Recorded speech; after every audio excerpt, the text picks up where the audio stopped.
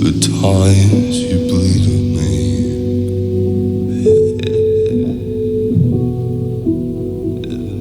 Have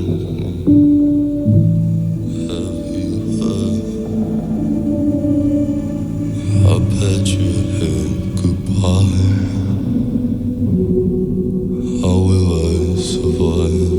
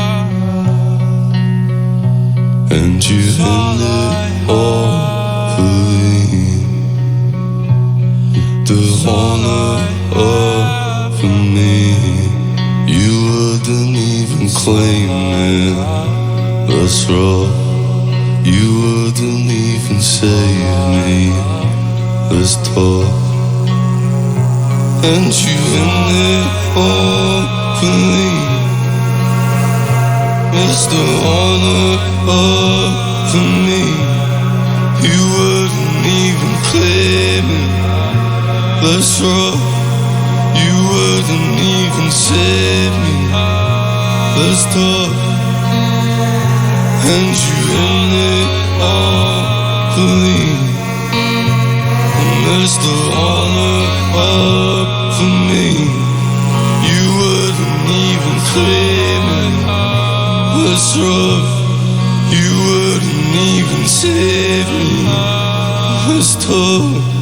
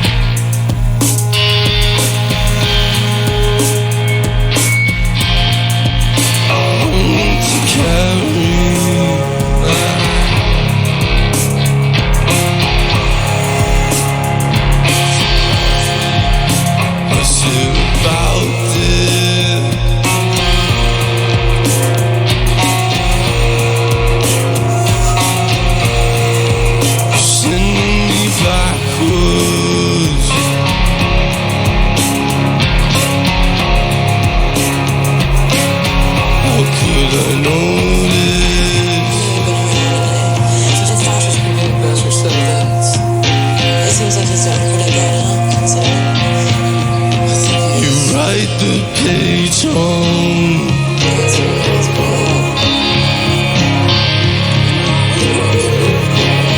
How could I notice?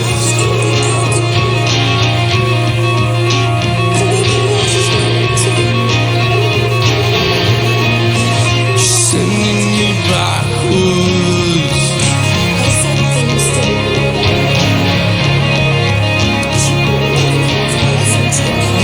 How could I notice?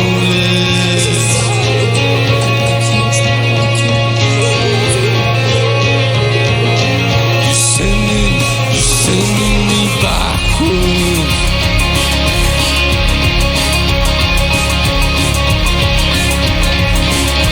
I know it. On the way still, on the way down.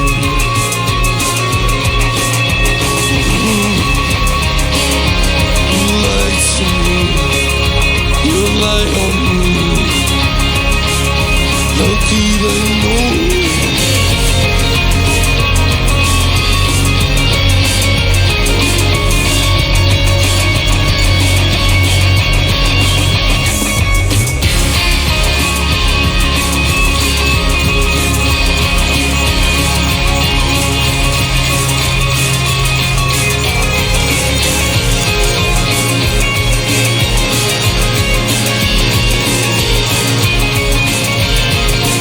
Sending me backwards.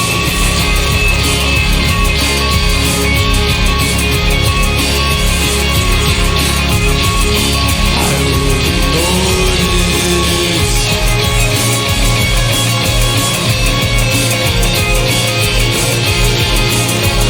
You write the page on.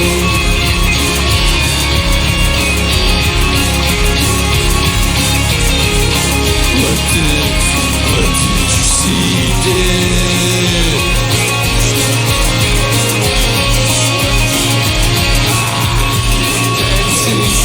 Dancing to carry.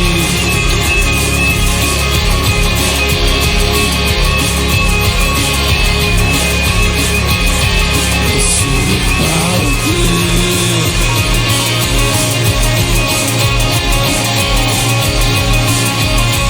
Sending me back home.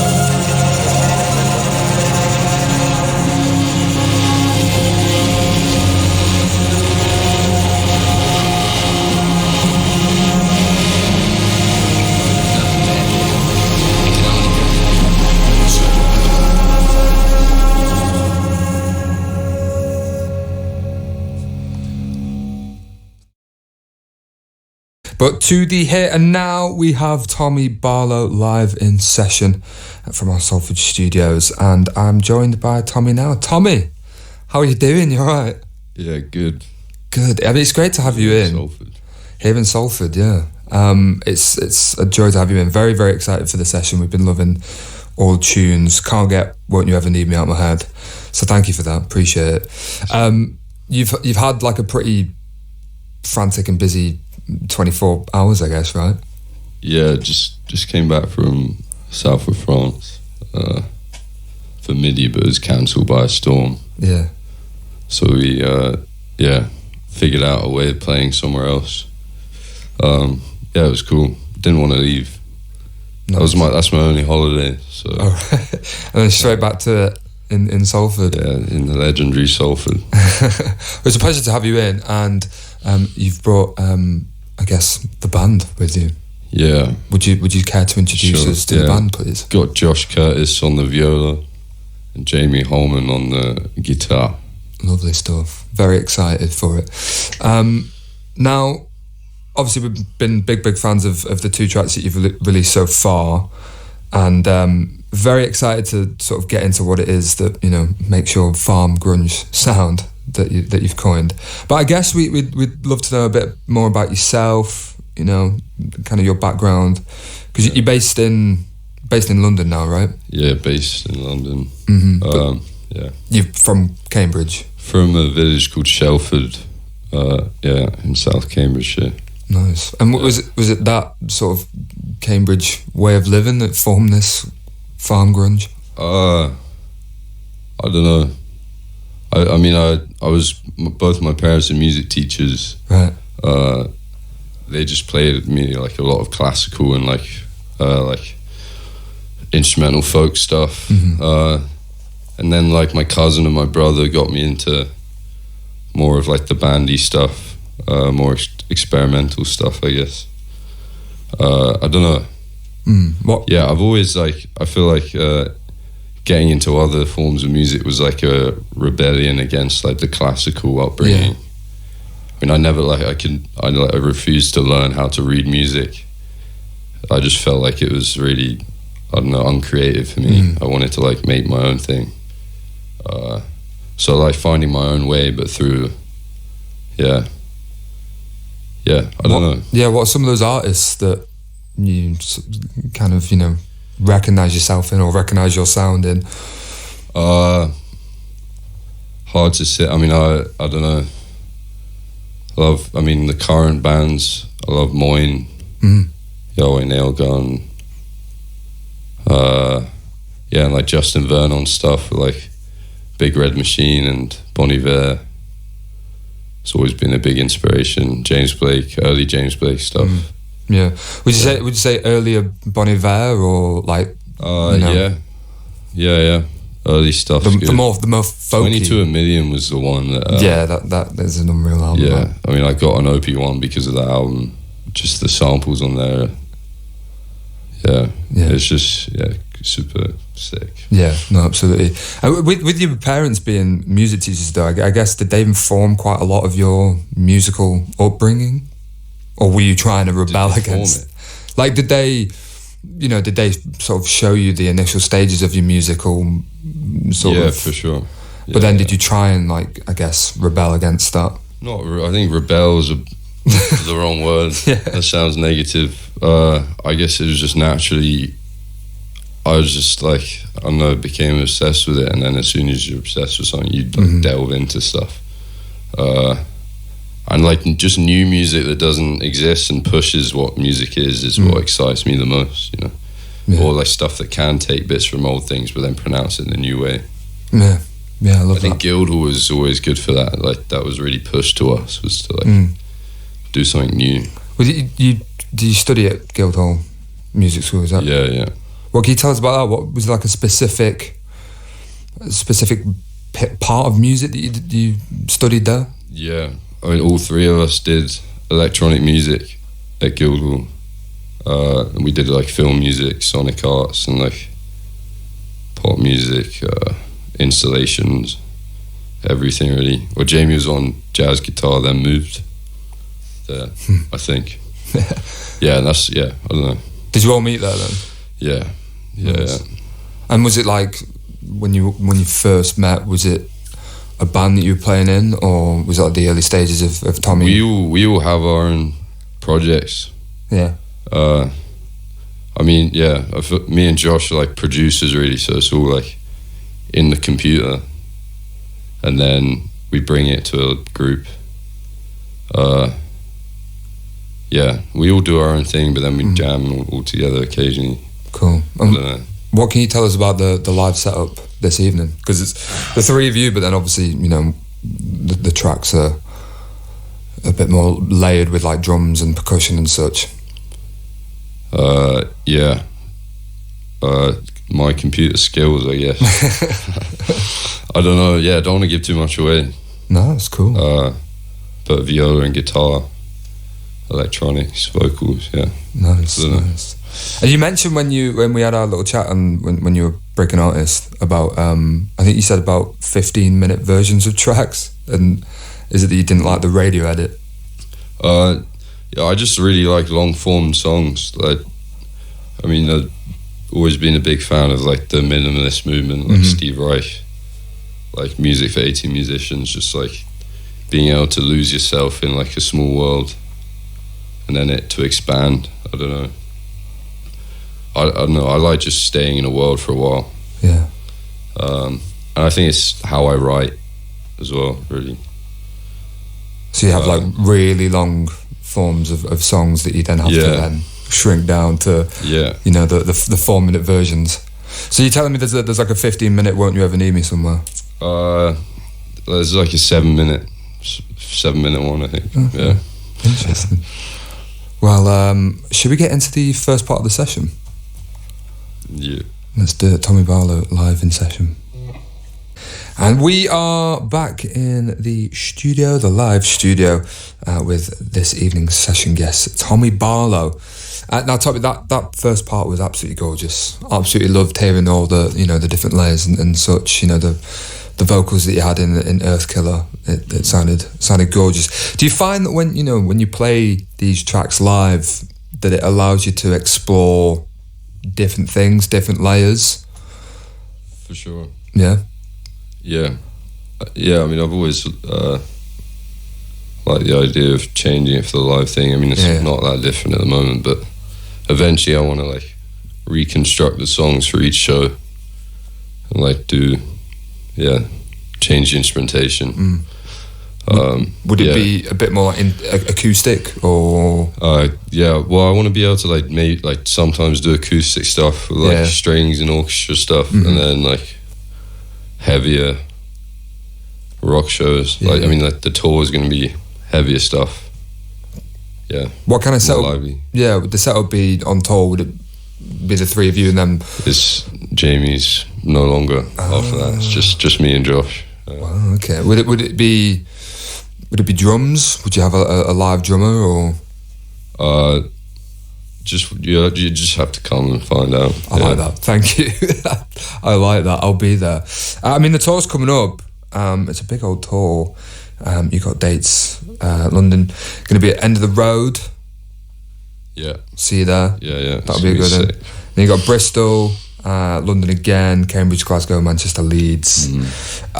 Is this like? Have you done similar tour sizes to this? Is this sort of? I've only done like a short run with By Storm around Europe. That was like 5 or 6 dates, I think. This is the first like headline tour. Yeah. Amazing, very exciting. And when you bring these songs to the stage, we talk about the 15-minute, 7-minute versions, whatever. Do you play those on stage, or are we going to keep it secret? We're going to say, come see it. Yeah, I mean, come see it, but yeah, sure. There's going to be some long ones. Yeah. Short ones, medium ones. Yeah, just like in between different ones. vibes. Yeah. Very exciting, very exciting. Now, your music, when I listen to it, it's incredibly cinematic, and your music videos as well. Again, Earthkiller, the music video for that is gorgeous. Is that sort of a world that you consider when you write music? For sure. Yeah, I mean, you're always like, you're trying to make your own world.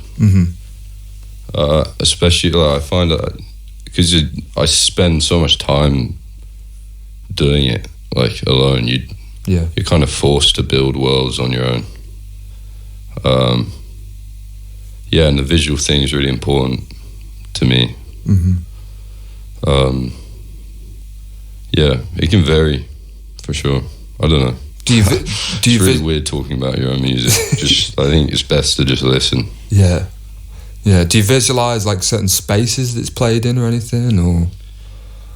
Yeah, I mean, it's kind of links to what I was saying earlier. Like, I like the idea of being able to have it so I can play smaller spaces and bigger spaces. But in terms of like the sound of the music, I think the stuff that I'm working on at the moment is like quite big and like anthemic.